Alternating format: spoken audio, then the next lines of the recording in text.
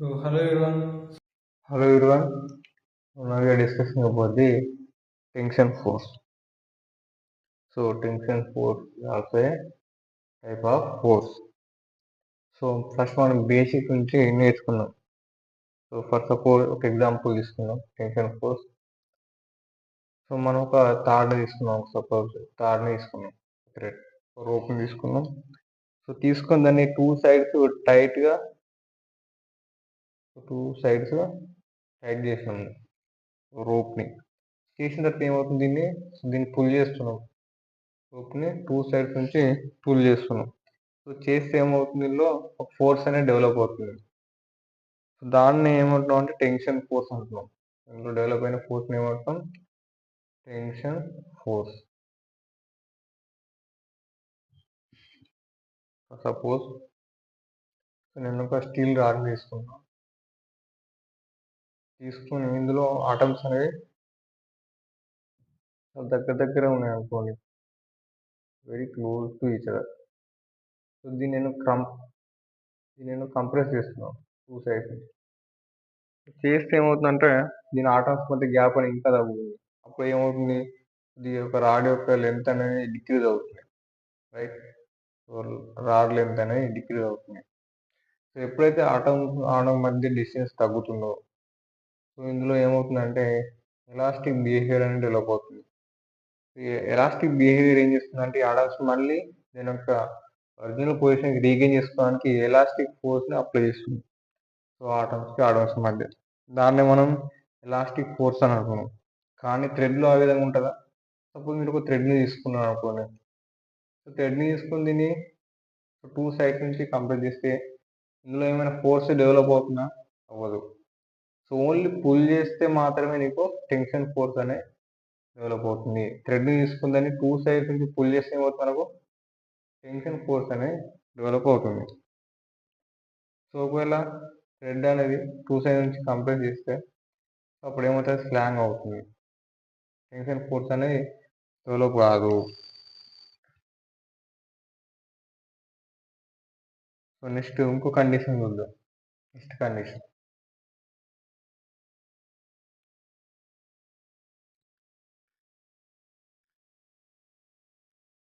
So next కండిషన్లో మనం ఒక రోప్ తీసుకున్నాం అనుకోండి. ఒక రోప్ని తీసుకుని దాన్ని టూ సైడ్ నుంచి పుల్ చేద్దాం. రోప్ని టూ సైడ్స్ నుంచి పుల్ చేస్తున్నాం.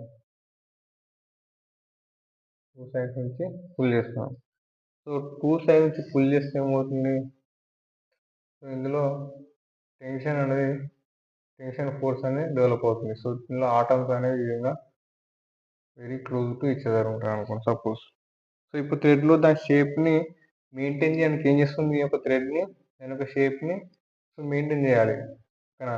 దీని యొక్క లెంత్ అనేది చేంజ్ అవ్వద్దు. అప్పుడు ఏమవుతుంది, ఇందులో సో దాని యొక్క షేప్ని రీగెయిన్ చేసుకోవడానికి సో ఇన్వర్డ్ ఫోర్స్ అనేది డెవలప్ అవుతుంది. ఎప్పుడైతే మనం దీన్ని పుల్ చేస్తున్నామో థ్రెడ్ ఆర్ రోప్ పుల్ చేస్తున్నప్పుడు ఏమవుతుంది, ఇందులో ఆ థ్రెడ్ అనేది దీని యొక్క షేప్ని రీగెయిన్ చేసుకోవడానికి ఇన్వర్డ్ ఫోర్స్ అనేది డెవలప్ అవుతుంది. ఈ ఇన్వర్డ్ ఫోర్స్ని మనం ఏమంటున్నాం, టెన్షన్ ఫోర్స్. ఇన్వర్డ్ ఫోర్స్ మనం ఏమంటాం, టెన్షన్ ఫోర్స్. సో మన జనరల్ ఫిజిక్స్లో సో రోప్ని మనం ఏంటంటే ఇన్ఎక్స్టెన్సిబుల్గా తీసుకుంటాం. సో లెంత్ అనేది కాన్స్టెంట్గానే ఉంటుంది. Length is constant. Most of the కేసెస్లో మనం ఫిజిక్స్లో ఏమని తీసుకున్నాం అంటే సో థ్రెడ్ని మనం లెంత్ కాన్స్టెంట్గా తీసుకుంటాం. సో నెక్స్ట్ మాస్లెస్ తీసుకుంటాం. సో ఎప్పుడైనా రోప్ని మనం మాస్లెస్ గానే కన్సిడర్ చేస్తాం. So massless means very light weight. So light weight rope మాత్రమే తీసుకుంటాం మనం. సో ఇక్కడ ఏంటంటే when the rope is pulled or stretched in order to maintain its length, it applies the inward force. In order to maintain its length, it applies the inward force due to the intermolecular mechanism. So this is called tension force. దీన్ని మనం ఏమంటాం, tension force అని అంటాం. So tension force కూడా it is also one type of the electromagnetic nature. It's also one kind of electromagnetic nature force. ఎందుకు చెప్తుంది electromagnetic nature force అనేది? So electromagnetic force అని ఏమవుతుందంటే అది అటామిక్ లెవెల్ ఫోర్స్. ఆటమ్స్ మధ్య ఉన్న స్ట్రాంగ్ ఫోర్స్ ఏదో ఉంది అది ఎలక్ట్రోమాగ్నెటిక్ ఫోర్స్. ఇక్కడ కూడా చూడండి, సో ఆటమ్స్ మధ్య దాని యొక్క షేప్ ని రీగైన్ చేసుకోవడానికి సో ఇన్వర్ట్ ఫోర్స్ అని అప్లై అవుతుంది. ఓకేనా? సేమ్ ఎలక్ట్రోమాగ్నెటిక్ కూడా అంతే. సో ఆటమ్స్ మధ్య స్ట్రాంగ్ ఫోర్స్ అనేది డెవలప్ అవుతాయి. సో టెన్షన్ ఫోర్స్ ఇదే type of electromagnetic in nature. So ఏదైనా ఆటమిక్ లెవెల్లో ఏదైనా ఫోర్స్ ఉంటుంది, ఎలక్ట్రోమాగ్నెటిక్ నేచర్ ఉంటుంది. సో నెక్స్ట్ మనం ఒక రోప్ తీసుకున్నాం. సో ఈ రోప్లో టెన్షన్ అనేది ఓన్లీ టూ ఎండ్స్ దగ్గర మాత్రమే ఉంటుందా? So every cross section area దగ్గర కూడా టెన్షన్ ఉంటుందా? So every cross section area దగ్గర కూడా టెన్షన్ అనేది ఉంటుంది. ఓన్లీ టూ ఎండ్స్ దగ్గర మాత్రమే డెవలప్ కాదు టెన్షన్ అనేది. So it develops every cross section area in the thread. So massless rope tension is same along the everywhere in the thread. So massless thread ఏదైతే ఉందో అందులో tension అనేది every cross section ఏరియాలో కూడా same ఉంటుంది massless థ్రెడ్లో. So ఏ విధంగా same ఉంటుంది? So ఏ విధంగా చెప్తున్నారు? సో సేమ్ మాస్ ఉంటే, సో మాస్లెస్ థ్రెడ్ ఉంటే అందులో టెన్షన్ అనేది సేమ్ ఉంటుందని ఏ విధంగా చెప్తున్నారు? సో ఏ విధంగా అంటే, ఫర్ సపోజ్ మనకి ఎగ్జాంపుల్ తీసుకున్నాం. సో ఎగ్జాంపుల్లో మనం ఒక థ్రెడ్ని తీసుకున్నాం, ఒక రోప్ థ్రెడ్. దీనికి టూ సైడ్స్ పుల్ చేస్తాము. టూ సైడ్స్ ఫోర్స్ అప్లై చేస్తున్నాం కదా. So F1 F2.